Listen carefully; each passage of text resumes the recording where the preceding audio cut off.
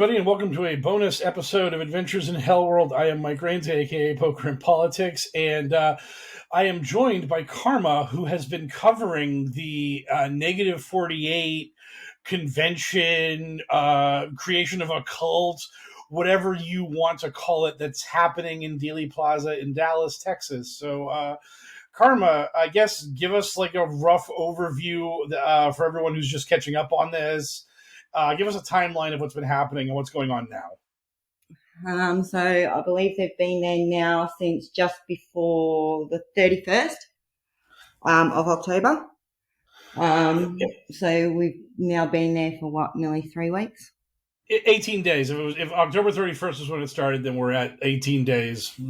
Yep. So they keep pushing the date back. So apparently everything big is now happening on the 22nd. We have no idea what that is. Which is the anniversary of JFK Sr.'s assassination. So, of course, they would make the 22nd the big day for the next payoff. Yep. So apparently it's a big reveal. We haven't really had any sort of information on what the reveal will be. They are talking about a ball still, where they've been taking donations for suits and dresses for this ball. So at the moment, they're all just still hanging out. They have moved hotels and have been looking for more accommodation. That's kind of more permanent. So yeah, I don't know. At the moment, I think it's something to be worried about, definitely. And we need to get these people home.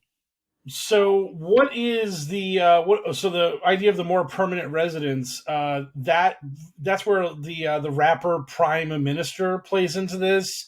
So that was brought up, but so far from what I'm hearing, they're looking for Airbnbs and, something like that to stay in, from what we're hearing.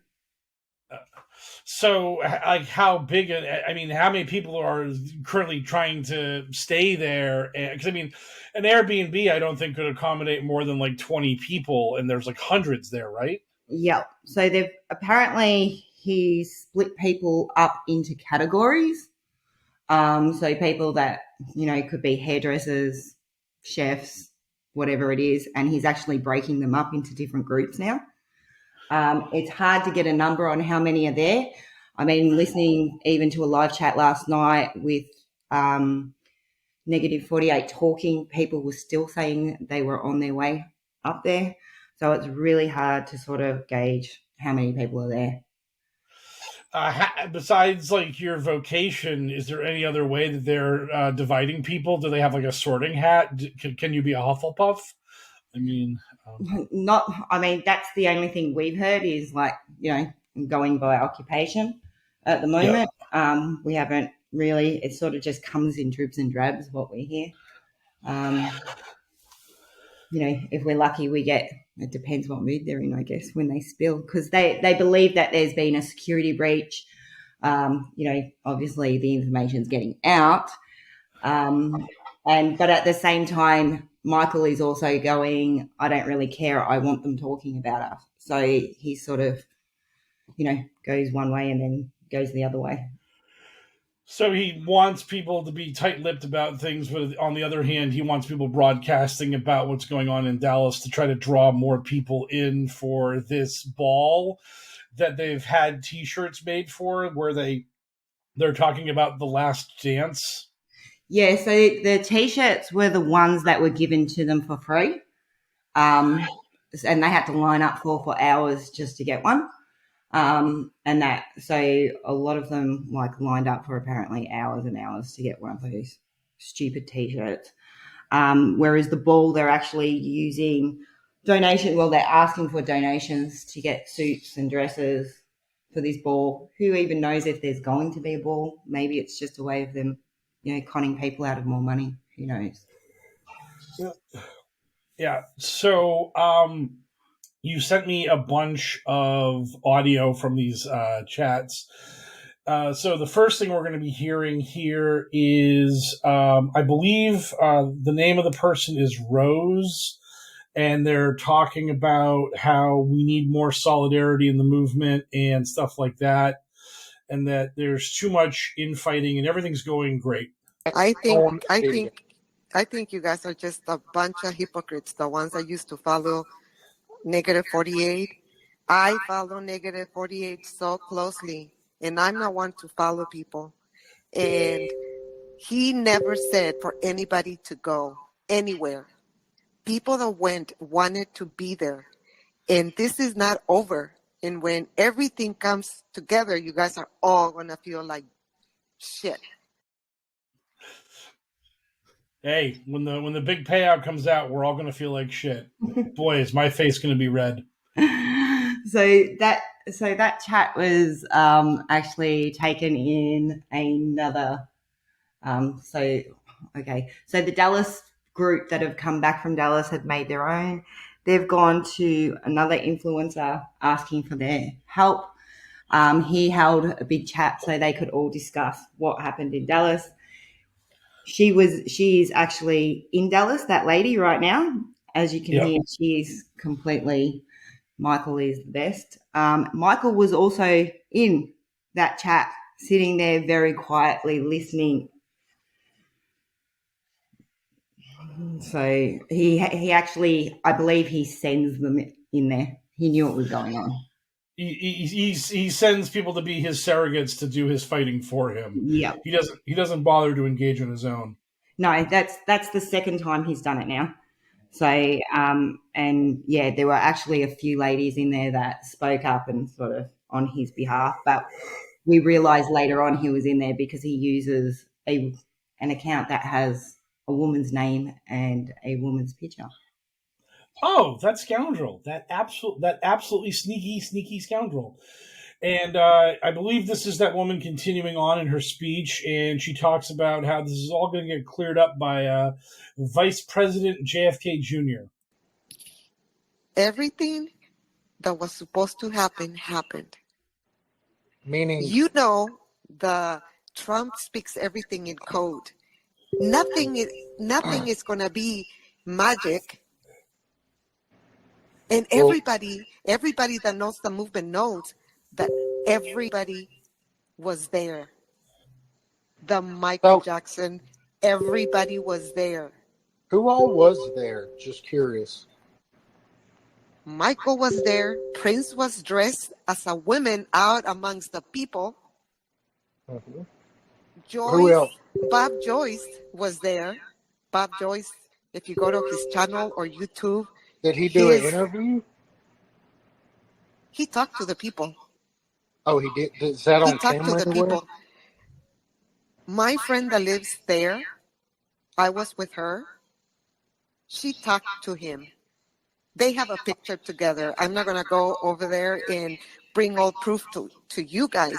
But you know what? All these channels that we love Trump and we're patriots, we should unite instead of backstab each other. Yeah, so this is more of the fighting between the two sides. I think I missed the clip about the JFK Jr. thing, and I apologize for that. Yeah, so as I said, like they've so Savage was supposed to take on Michael in a live stream and kind of backed out. He didn't back out so much. He didn't have the information needed to actually take him on, I guess, at the time. So then Michael has been calling Savage a coward. So Savage is negative 48, who's hiding in chat rooms with a woman's photo and a woman's name, is calling other people cowards. Yeah. That's perfectly reasonable. Yeah. Yeah. So she was talking about Michael Jackson and Prince being in Dealey Plaza or wherever they were. What is that about? What has negative 48 been saying about famous dead musicians? Oh, he believes most of them were at the Rolling Stones concert. There's been videos of him actually saying who was who there. And others in streams were saying that they met Prince. And I think I even put up a picture of who they thought Prince was. It looks nothing like him. Supposedly there's two Princes. One's in the hospital, and the other one's just out walking around, meeting and greeting people. So Michael has them believing that everybody that's pretty much dead is alive and just walking around Dallas. Yeah. And is there any actual explanation for why all these famous living dead people are congregating around the city where JFK got assassinated? Is there a story behind that, or is it just don't think about it? We're just running with this because it makes it easy for us if all of our heroes are in one location where we can see them. Yeah, well, like if you look back on some of their stories, how they've always got, Michael Jackson, who was seen with Princess Diana, so therefore, they're together, they're all in with each other, and they all had the funds and everything to, disappear, but actually be alive. It's sort of all along that road, and I don't know how they've all congregated in Dallas though. All at the one time, while all these people are supposedly there, looking for dead people.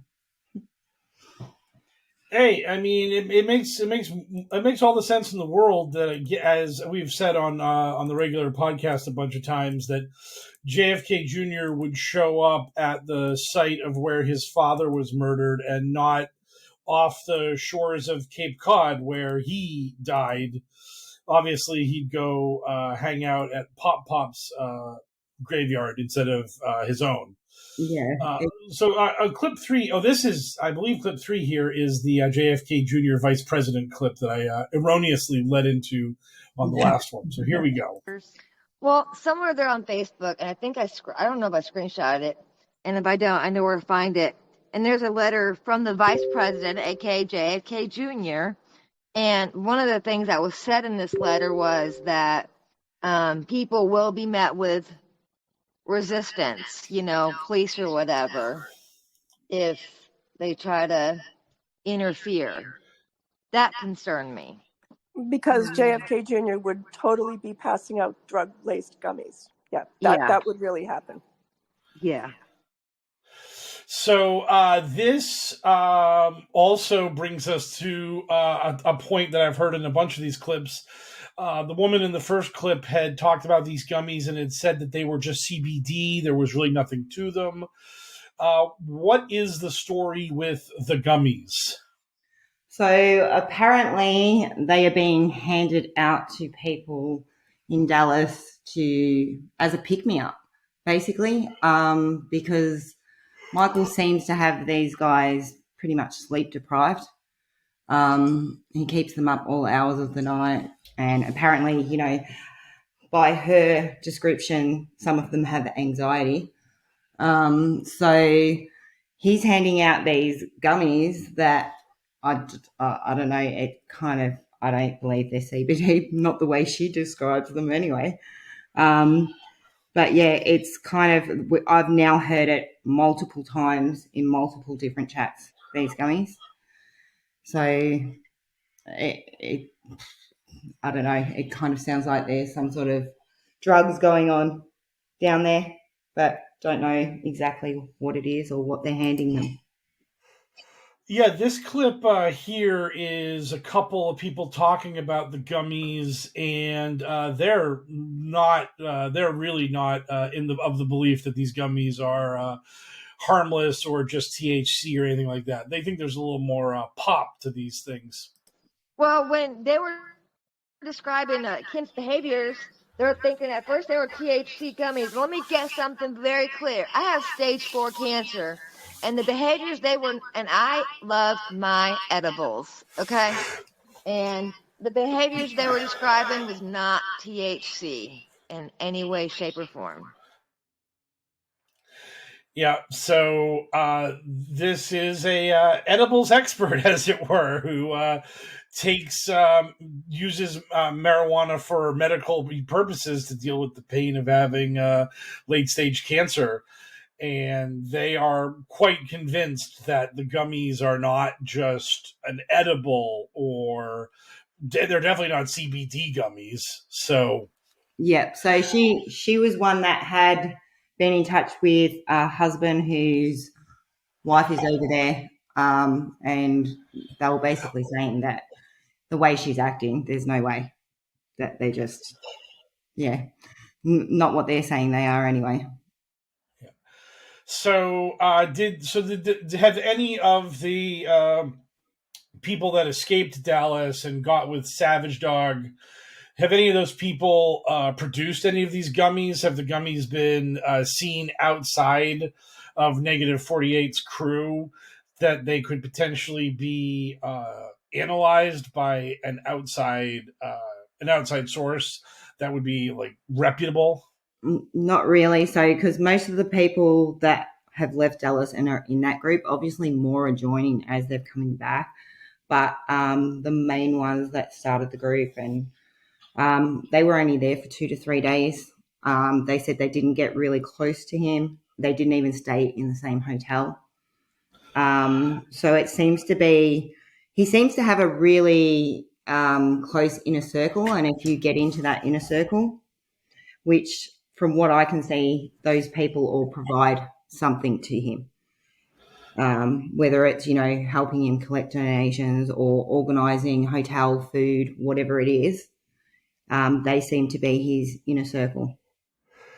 So, in order to get into his inner circle, you have to be like capable of helping with the logistics of the operation. You have to be able to get money, or or helping finding like places to new lodging, new shelter, potentially meals or anything else. So it seems like he's looking for people to outsource his workflow to, and in exchange for you doing work for him, you get to hang out with him. And since, as some of these clips we're going to get, as some one of these clips we're going to get to in a little bit, is basically deifying this man. It's kind of an exchange where you do work for me, and I, your God, get to be closer to you, which is like really scary and kind of it's really terrifying because of the fact that it took us like 4 years of QAnon to get to this point, but finally somebody had the ability and desire to try to become a real life cult leader in the QAnon movement. And it appears this guy is being successful at it, which is horrifying. And I talked about this on the regular podcast, that all these QAnon promoters who are washing their hands of this, it's bullshit, because this guy used your shit to become a cult leader. Like, this guy didn't have this shtick. He didn't have this act until QAnon came around to give him the act. No one was going to follow the weird gematria guy until QAnon made gematria like bigger and more important to more people, so that this guy could jump in on it and suddenly become their number-based messiah, which is so strange. Yep, definitely. And like, it seems to, from everything I've been hearing, it seems to be that he's sort of come onto the scene, 6 months, 7 months ago. From what I'm hearing, people saying that's when they started following him and listening to him. I heard one guy say that he was already in the movement himself, obviously, before that, but he said from pretty much he started listening to him in September, and he's right in his inner circle. And on multiple occasions, I have heard him state he will die for the cause. Yeah, I mean, that seems to be the end result of a lot of QAnon, given the fact that people are willing to remain unvaccinated and then will not go to a hospital when they have COVID, and even when their ivermectin and hydroxychloroquine doesn't fix it, they tough it out. I mean, and that leads to bad outcomes. So I have a few more clips here. This one is a guy explaining what he really wants to happen here, and this is just the naked evil of QAnon for everyone to hear it from a QAnon supporter in Dallas, just talking about this shit. I just want Donald Trump back. That's all I want. I want Joe Biden to go to jail. I want these people to hang. And you know what? If Michael Jackson and Elvis Presley and JFK Jr. walk out, am I going to be surprised? Not at all. So, getting the JFK Jr. and Michael Jackson back, or whatever, but Joe Biden and the bad guys hanging and Trump back as the ruler of America, that's the good shit. That's the stuff we need. Yeah, well, so he was the one that was in control of, obviously trying to help take negative 48 down. And, he was sitting there, getting all these people together and, we need to stop this movement. And then he got asked, is JFK still alive? And he's basically like, yeah, well, it wouldn't surprise me. Was that Savage Dog or was that somebody else? That was Savage Dog. So that was Savage Dog. Okay. So even Savage Dog, even the champion of the anti-negative 48 people, isn't willing to put a firm line in the sand on JFK Jr. being alive or not. Well, it's funny because the person who actually asked him that question was admin of QAnon John's chat. Aha. So, and he also said he believes it's a possibility. It is amazing, like, how unwilling these people are to ruffle feathers when it comes to their community. I mean, because Jordan Sather, he'll just come out and be like, "You dum-dums that think that JFK Jr.'s alive are hurting the movement, and I ain't gonna tolerate it, because we need to be better than that so that the mainstream liberal media run by George Soros doesn't get to call us dumb names and say that we believe in JFK Jr. You're making us look bad." But when push comes to shove and you're actually in the live chat, you got these guys being like, "Hey, if Michael Jackson and JFK Jr. come out, great, but we're all here for what really matters, and that is the public execution of Hillary Clinton and Barack Obama." Come on, guys. Eyes on the prize. Let's focus on what really matters, which is the brutal death of our enemies. It's funny because at the end of that, Savage, he seemed really choked up after that, and he actually ended the chat. He didn't even say, I'm ending it. He just ended it. He just clicked the button. He was just so overcome with just emotion over the idea of Trump being his president again and seeing all of his enemies swaying from the gallows that he was just so choked up he couldn't take it. And he had to be like, guys, the beautiful vision of all my enemies dead before me. I need a moment. I need to call the chat off and just catch my breath, because just visualizing my dream scenario of public mass execution. I actually thought he was going to cry. Oh, God. The way he was, I was like, he's going to cry. Is he really going to cry? Is he that emotional over this? That is terrifying. The idea of being that emotionally invested in violence, in being that emotionally invested in people you don't like being jailed or executed for the fantasy crimes you've imagined them committing. That is a sign of not being really that mentally balanced. Yeah, no, definitely. Speaking of signs that you're not mentally balanced, here is a terrifying clip of somebody explaining that negative 48 is basically God. Here, that was God. I called the trip Guided by God. I still call it that. Michael is speaking to me. God is speaking through Michael. So when Michael speaks to me, I listen to everything he says, because I just taken in that God is looking right in my eyes, and you know, the brief moments where, like what happened tonight, where Michael is sitting there holding my phone and talking, and he's looking in my eyes. I'm just listening to God speak to me, and I can't tell you how amazing that is. So, whatever happens, however it unfolds, I know it's going to be glorious, and I'm anxious like everybody. I want answers. Some things are confusing as shit to me, I have to tell you. But I know in the end it's going to be amazing, just like Brian said, and we will reach a point where we won't be confused about anything.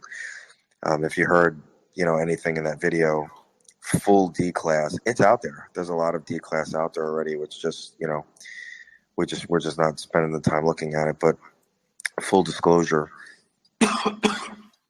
about everything. Okay, so give us some context to that while I am very emotional and about to start crying. So I need to step away from this podcast for a moment. So this is probably, so I spend most of my time in this guy's channel. He is very, very close to negative 48. I don't know what he actually provides him, but he's definitely a lapdog to him. And he basically dropped everything and took off up there in a van. Doesn't have a lot of money. Some nights he sleeps in his van. Some nights he's lucky they let him into the hotel. And he literally so he's the one who said he will die for the cause, and he has said it over and over again. And you can clearly hear what he thinks about Michael. So it is a worry. I think it is. Every time I hear him, I'm sort of like, oh my God. So when he talks about the full D class already having happened, do they have any sort of event or claim towards that? Or is that just something that's been just made about a whole cloth? They just plucked it out of the sky and said, the D class happened, everybody. They just pluck it out of the sky. I mean, it's funny listening to his chat, and he's got two admins in there. And, he just pops in and out because obviously he's in Dallas and he is with Michael.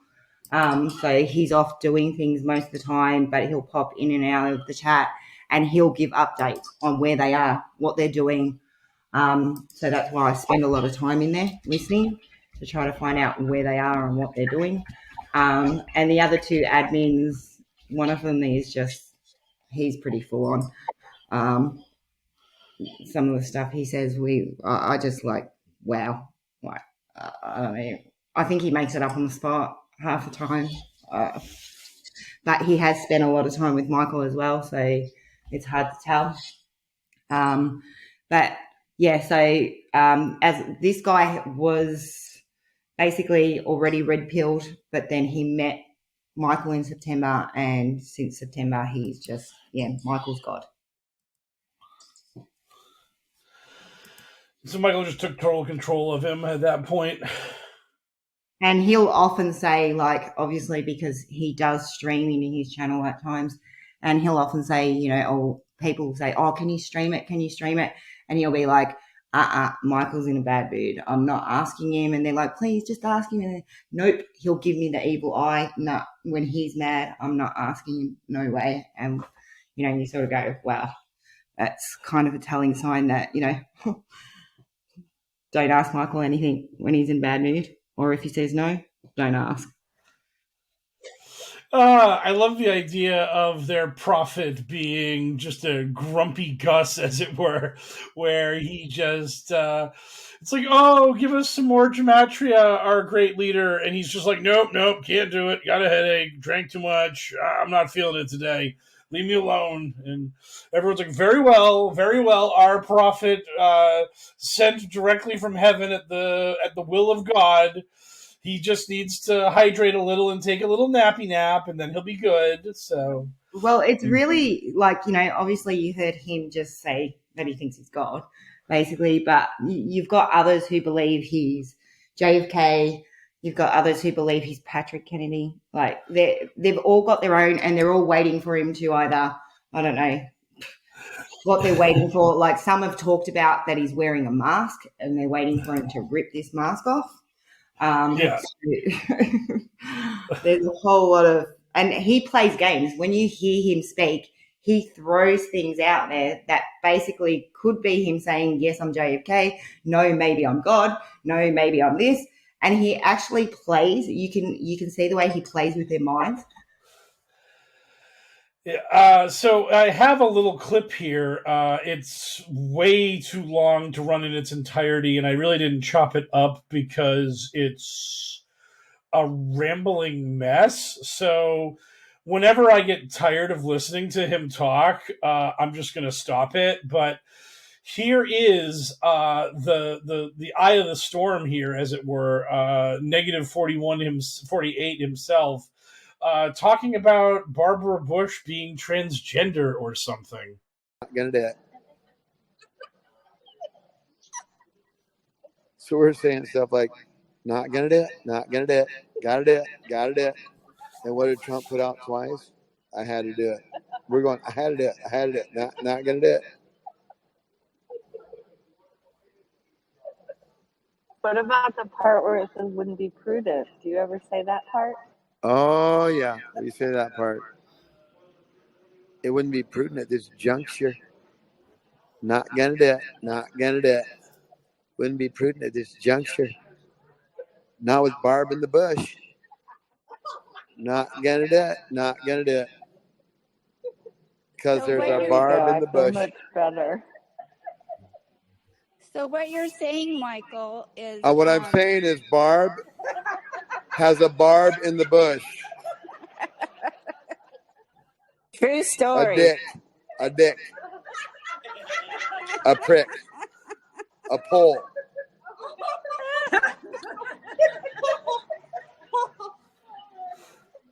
Not gonna do it, not gonna do it. Not me, Jess. Yes, gonna do it, yes, gonna do it. I am not JFK Jr. Oh, shit. I am yes, JFK Jr. That didn't go too well. That's how everybody learned how what not and yes means. Same thing. Oh, you're hilarious. Well, probably not and POTUS yes. So, I mean, just listening to all of that, it is. I mean, first of all, the fact that he's just killing with these transphobic bullshit jokes about Barbara Bush, just the crowd just cackling, just howling with laughter at the idea of Barbara Bush being a man or having a penis, as it were. And they're just like, oh, this is so funny. Oh, God, he's saying that Barbara Bush is a dude. Oh, that cad. Oh, that scamp. Oh, that crazy negative 48. He's so funny. And then on top of that, you had what you were talking about with the mind games and the bullshit, where he's talking about how no is yes and yes is no, yeah. And no, I'm not JFK Jr. Oops, I may have given up the game there. Oh, yep. All of that, like if you're trying to follow that, honestly, it sounds like he's trying to imply that he's JFK Jr. himself. Yeah, he has many times, but then he does it in such a way that, you know, people are like, is that what he said? No. Did he say it like that? Or because he does play that game, like just then when he was doing yes means no and no means yes. So he was saying, you know, I'm not, but I am, but, you know, and he plays this whole game with them. And I think, like, most of them, I think, are all confused. I don't even think they even know what he's on about half the time.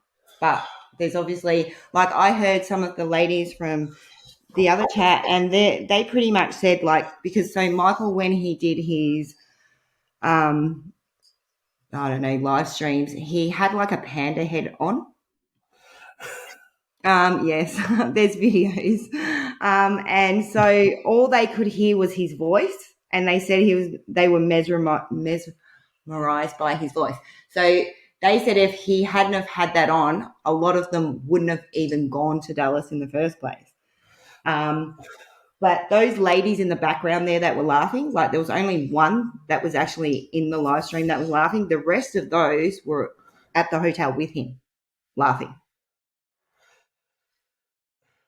So, like, who is his like audience for these kinds of things? Like, is it just like some of the inner circle and some other people? Does he go out and do like meet and greets with like everybody? Like, how does he kind of control the crowd for who gets to be in an audience with him?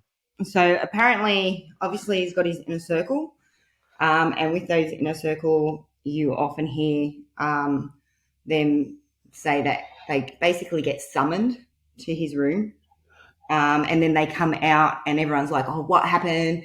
And they're all giddy, and they're like, "Oh, can't tell you."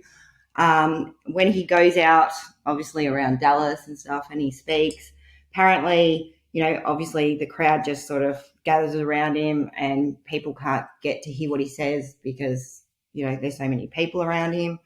But it seems like he does summon people, his inner circle, and tells them bits and pieces, and he tends to change his mind. Like he'll say, okay, we're going to do this. And then all of a sudden, I've had these numbers come to me, and, now we're going to change, and we're not going to do that. Now we're going to do this. So, yeah. Oh, that's another way you control people, is by constantly keeping them on their toes and telling them that you're going to do X, then you really do Y. And you said that there is an element of sleep deprivation to all of this. Yep. So that's been brought up constantly, that he basically keeps them up all hours of the night. Now, there's another thing that's been mentioned. Heard it a few times now. So apparently he does training with them. Training for what? All the numbers, and, he spends hours with them a day somewhere. I don't know whether it's in the hotel. And he teaches them like he would be if he was in his online chat, which he's not. So therefore he's doing it with the people that he's got there. And so he's doing that apparently daily with them. He has a whiteboard. I've seen him writing it all up on the whiteboard. So yeah, it just seems to be sort of, and the audience that I'm picking up on, like especially online, it's kind of surprised me, because from what I can see, there are a lot of people that have gone through trauma in their lives when they tell their stories. A lot of these people have either had their family, they're disconnected, obviously, because of their beliefs. And the other ones are either don't have anyone. And these people, like, there are a lot of elderly women. It seems to be more women than men in this movement. Yeah. So I'm just trying to wrap my head around why people are being pulled into this. Because before we started recording this, I was watching a bit of a video where he was just yelling words, and then yelling a number, and then yelling another series of words, and then yelling the same number, which I took to be that he was doing gematria and showing how all these phrases are linked by a gematria. And it was just like, just seeing the crowd and how excited they were every time he made a connection from one phrase to the next phrase. Yep. It's really it is absolutely a cult, because I cannot imagine in a million years seeing somebody doing what this guy is doing, and people either ignoring him or avoiding him and not making eye contact with him, because he just sounds unhinged. He just sounds not well. And yet, instead of like what should be kind of isolation and being rebuked, everyone's just like, this is the greatest thing I've ever heard in my life, that this guy is just stringing together sentences and phrases that you have to really carefully cultivate them and make sure that you get all the letters right so that you can you can retrofit it. And because that's the thing about the gematria that is so obviously ridiculous, is that once this guy, because his last name is incredibly long, so once negative 48 starts with his name, he can just write his name down, come up with a number, then he can write his name down and use his middle initial to come up with a different number, and then he can use his full government name if he needs a third number. And this is what makes it so obviously bullshit, is that once you have that number, you can backfill any phrases you want into that number as long as you just work at it. I mean, you could just literally, like this guy or anybody could just sit down at a table, have the gematria number scale in front of them, and then write down your first phrase, and then come up with 10 more phrases that match that. Because all you're doing is solving an equation. And it's not a very tough equation to solve because you only have 26 variables. And I'm sure that once you get good at gematria, you learn the values of like really common terms. Like I'm sure the, is, and of, he probably knows the geometric values of those words immediately. He probably knows a lot of these words really easy. So it's super simple to just plug things in to get the right number to make it sound good. Yep. And I think I posted this earlier. I found a guy who actually put in, now he didn't go to Dallas, but he actually wrote that he felt like part of his hypnotism was that he would keep people up all night long in the live chats repeating over and over and over the sentences and phrases until their brains were absolutely exhausted. And that's someone who didn't go to Dallas but just, was obviously listening to his streams and his chats constantly prior to Dallas. So he definitely knows what he's doing. He's definitely just overloading their brains, I think, with the crap that he's spitting out. I mean, I've tried I've got hours of recordings of him and sitting there listening to it. I can't even work out half the stuff that he's saying.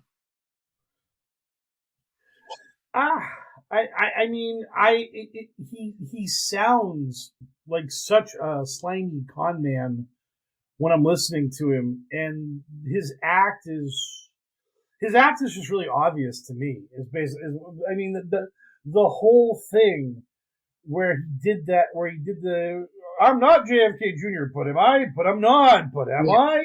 Like, it was, to me, it was like, man, this felt so just low rent, scummy. This is a 3-card Monty huckster working the corner on the Las Vegas Strip. I mean, just the kind of guy that when you figure out that he's palming the Queen of Spades, he flips the table and runs away from you. I mean, it's just wild that like this kind of thing, as unpolished and unprofessional and just creepy as it is, that you have the other guy talking about how he'd be willing to die for Michael. That Michael, when Michael speaks, he knows that God's voice is coming through Michael's body. It's incredible that someone like him could develop a cult of personality that strong around them. Yeah.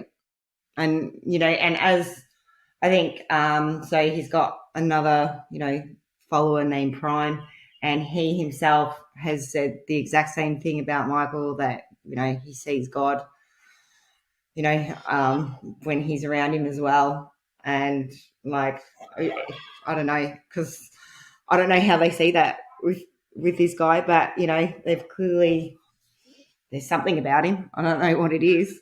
But I mean, the ones that have come back from there, I mean, they're now talking the same way we are,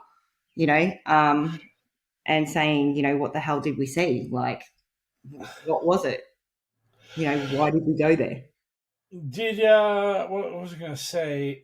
So was Prime Minister there from the start, or did he come to Dallas later? Can you tell how long Prime Minister has been working with Negative 48? Well, he's been definitely promoting him for a while. I'm not sure if he was there from day one, but he's been there ever since. Hasn't sort of left Michael's side at all.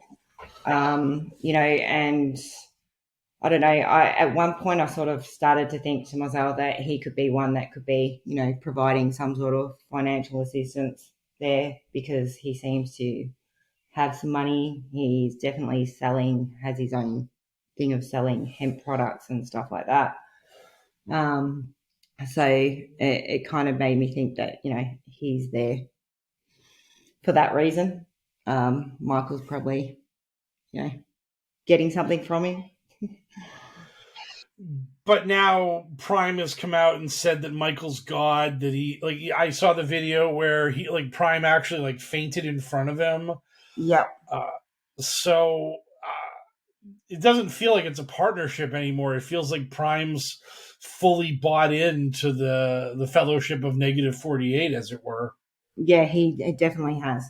Definitely. I listened to his live chat the other day, and yeah, I was kind of laughing, crying, going, what the hell, what the fuck, literally, listening to him talk about rubbing Michael's feet and seeing God, why he was rubbing his feet.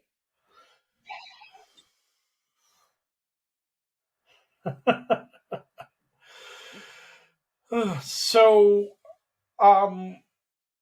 is there, beyond, of course, the alleged payout that's going to happen on the 22nd, has there been any indication of when this is going to wrap up, or are we still? Is it very much open ended, and the 22nd is just another possible failed deadline? But once it comes and goes, people are going to stick around. Has anyone said anything like, hey, guys, I got to get back home for Thanksgiving? Or, look, I can stay until Christmas, but then I got to go see my family then? I mean, is anyone... I guess you might have, obviously, a few people that are probably not in his inner circle, but they have now mentioned that they're going to be doing something for Thanksgiving. So they're definitely, from what I've heard, they're not going anywhere anytime soon, not after the 22nd. They have no plans to go anywhere. Except for the people that are leaving for Thanksgiving. So, how many... Obviously, because the people that are going there, they're obviously paying their own way. They've been told that if they come, they have to pay their own way.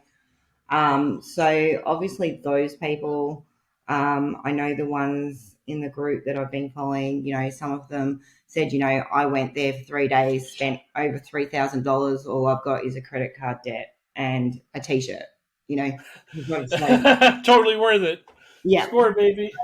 So, I guess there's, those people that are there like that. Eventually you'd think they're going to run out of money, or they're going to have to come home for jobs, or, whatever it is. But at the same time, Michael has come out openly and said, you're either all in or you're all out. If you're all in, you stay, and you stay until the end. So, yeah. And he's made it clear that he's never going to tell you when, quote unquote, the end is. The end is whatever he says it is, and he's never saying it. Yep. So, and he's come out, and he's obviously bashed the people who left, and called them out.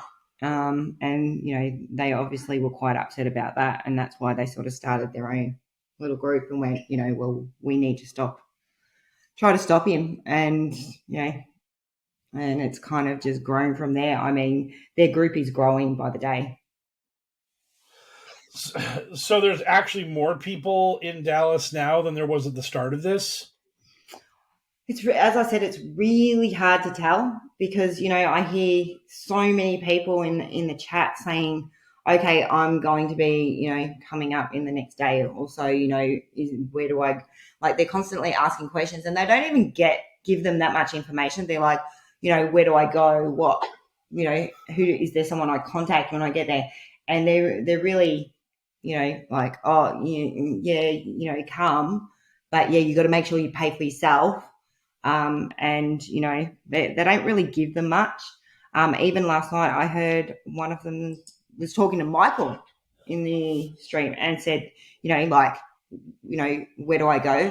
And can I have your number? And, because I had it previously because I was there at the start and then I had to leave. And Michael was really rude to him. So, yeah. So you're not allowed to leave and come back. If you quit. Some are, if you're in the inner circle. So some of them are. So there was a lady apparently who, it's kind of she apparently paid, she got divorced from her husband and apparently paid for 2 days of their conference room that they used. So she did have to leave for, I don't know what reason, but she did come back and they welcomed her back with open arms, clearly because obviously she's paid big money for stuff. Maybe, it's because she might pay again for something else. You always invite the whale back to the poker table after he's dumped a couple $1,000. Yeah, that's standard operating procedure. Yeah. So whereas the other ones that left and have gone to the other group, apparently they got asked, to donate on their second or third day there. They felt like they shouldn't have to donate because they've spent their own funds to get there and pay for the hotel and whatever. So they didn't want anything to do with that, and they left. So, yeah, they're definitely not coming back. Yeah, so you can see, I mean, apparently Michael said yesterday that they went out for lunch. They spent $2,500 on lunch.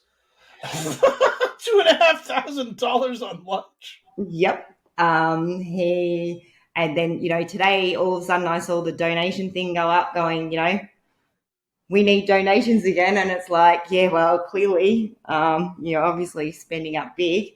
I've also heard, which is a little concerning, I guess, that he's having meetings with different people in restaurants, hotels. So I have no idea what's going on in these meetings, but it has been brought up a few times about that he's meeting with people. So let's hope he's not trying to organise something to stay there forever. But yeah. What was the deal with the Trump coins and the argument that Negative 48 was having with someone who said they bought a bunch of them and they wanted to know what was going on with them? So originally she went into the other guy's chat who's in his inner circle and asked if she could speak to him. And he was like, oh, Michael doesn't just, come on and speak whenever you click your fingers. So she take a number, honey. Take a number. The boss will speak to you when he sees fit. Yeah, exactly. And so she sort of just got, okay, whatever. And then obviously when he had his live chat last night, she's gone, oh, wow, he's on. And she's jumped in and gone, wow.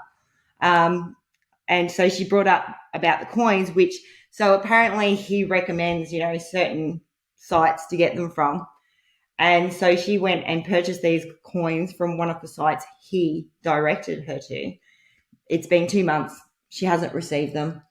And then he went into this whole lot of, I don't even know, this just full of crap that he just spewed out of his mouth. And then told her to take screenshots and send them. And she was saying, I feel like I've been made an idiot out of. I wanted to tell my son for once that, I've done something good and I, thought I could get rich really quick with these Trump coins. And now he's going to think I'm an idiot.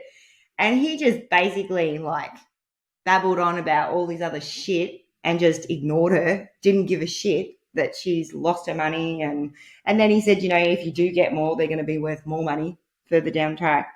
So I really felt for her. And the ladies in the background, again, were all giggling and laughing, you know.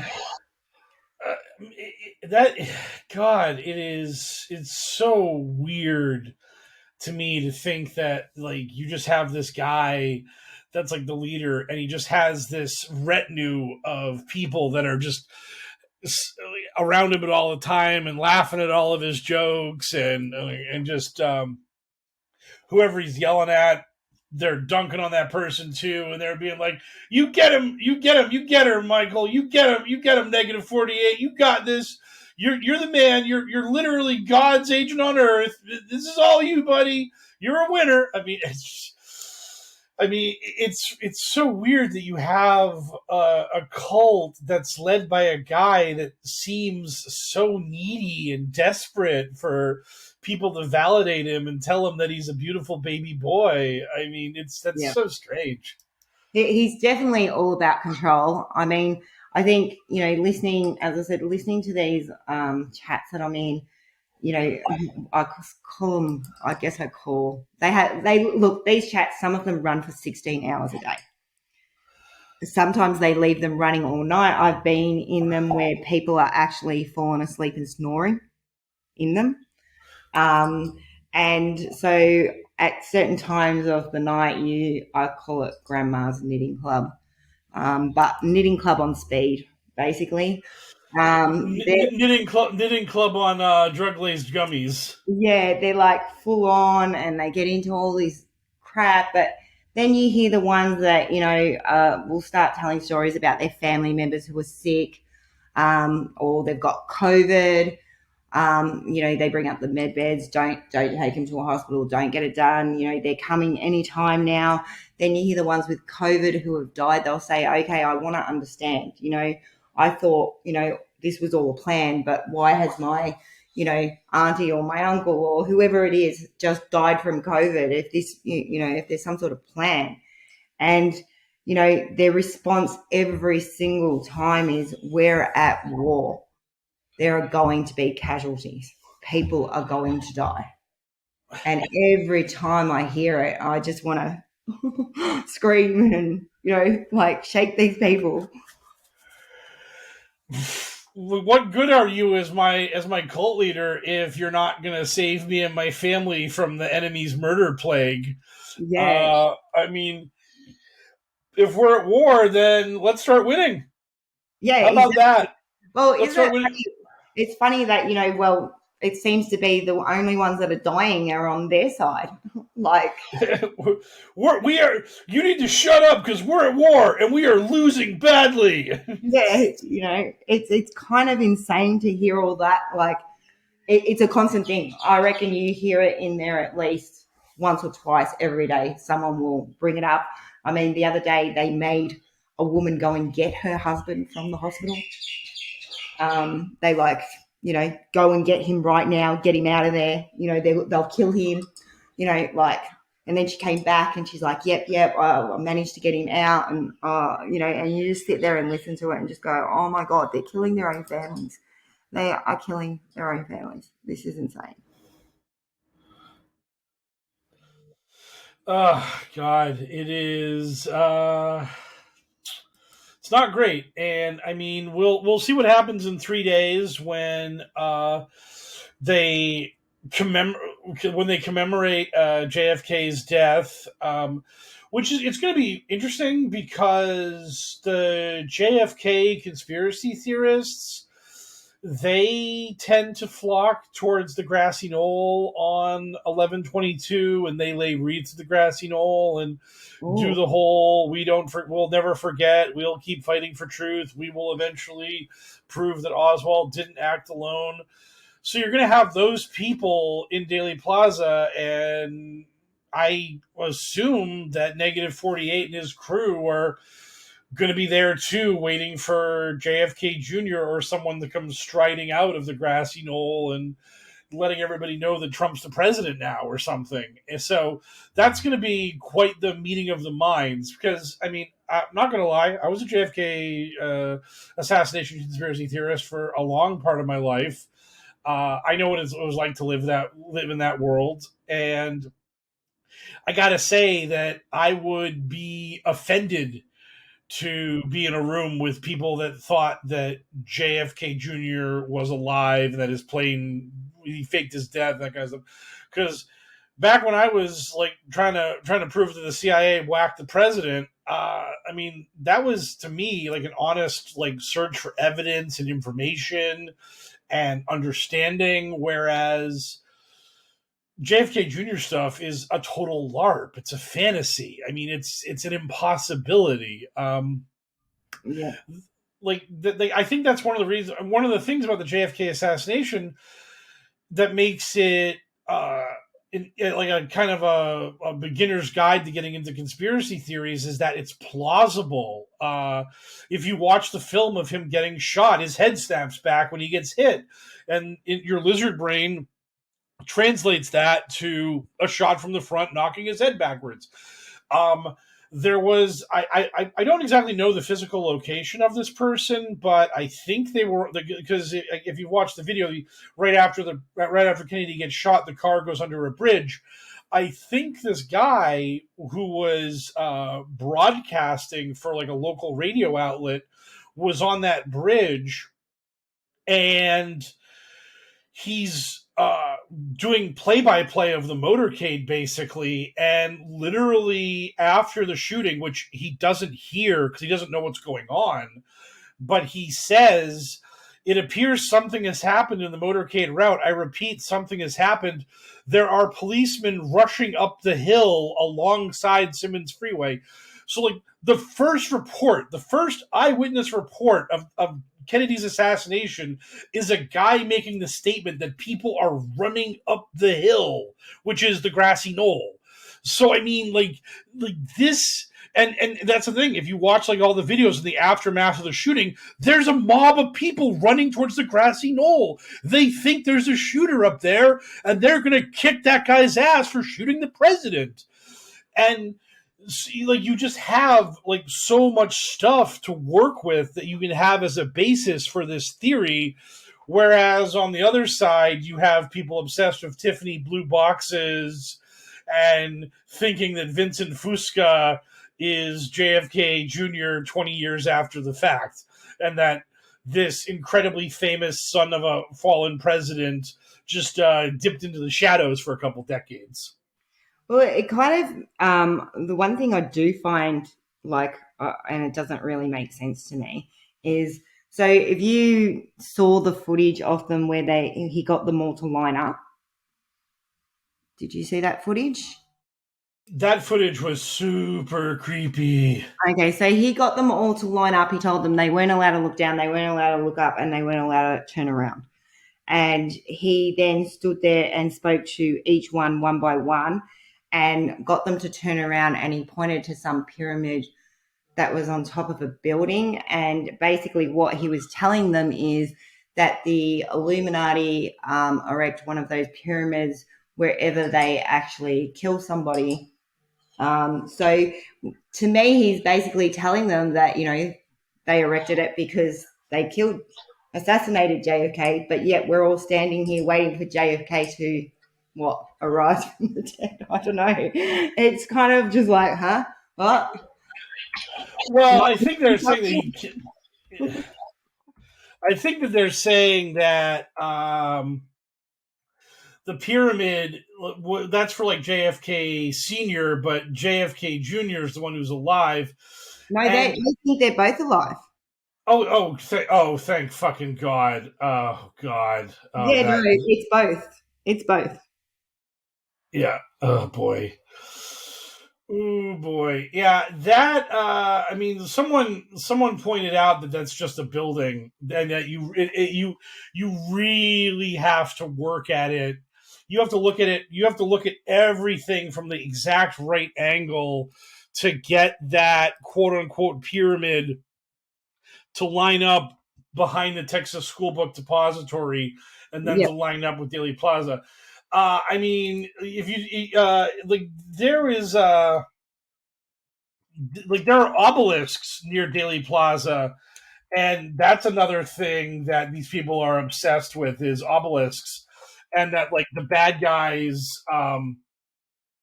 place obelisks in locations in order to like denote their like the power of the Illuminati.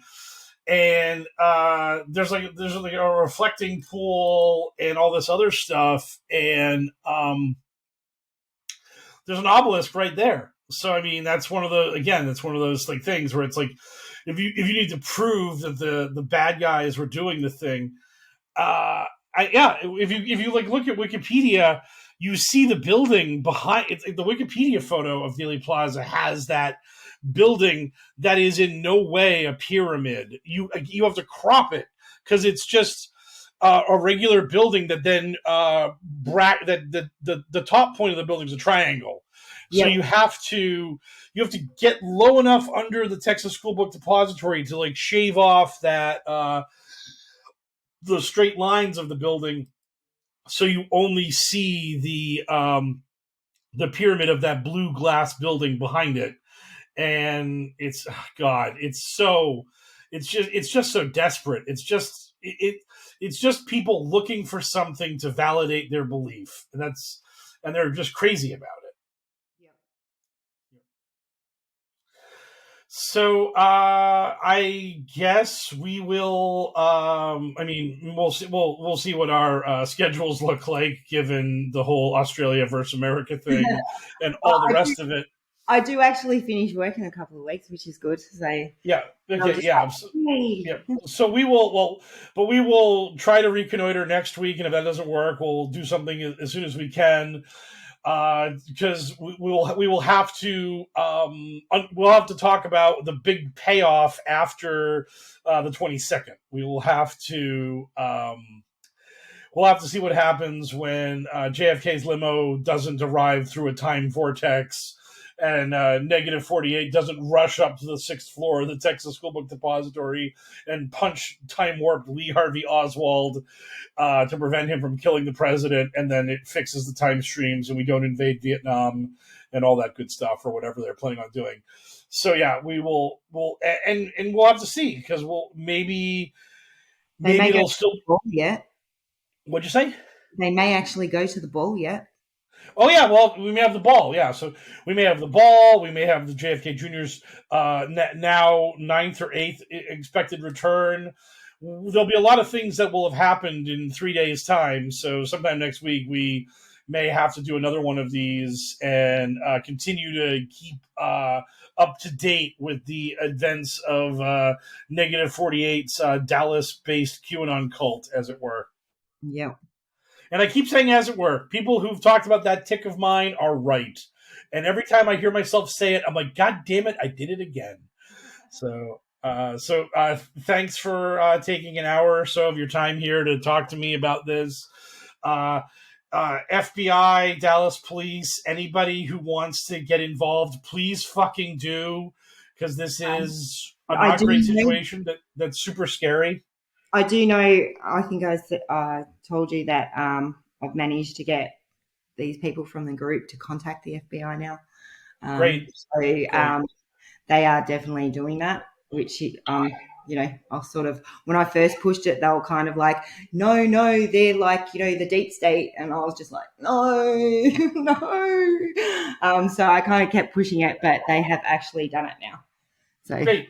That is good news. So hopefully next week's status report will be a good one, and not just because JFK Sr. came back and is now the president again or something. Yep. So I will talk to you later, and we will be there for all our listeners sometime next week. The regular episode with Sarge and Elle will obviously be out Wednesday night / Thursday morning, as always, and me and Karma talking about Dallas. Maybe it'll happen next week. Maybe it'll be later. Who knows? But we will try to keep folks up to date on what's going on down there as events warrant. And we will catch you all later.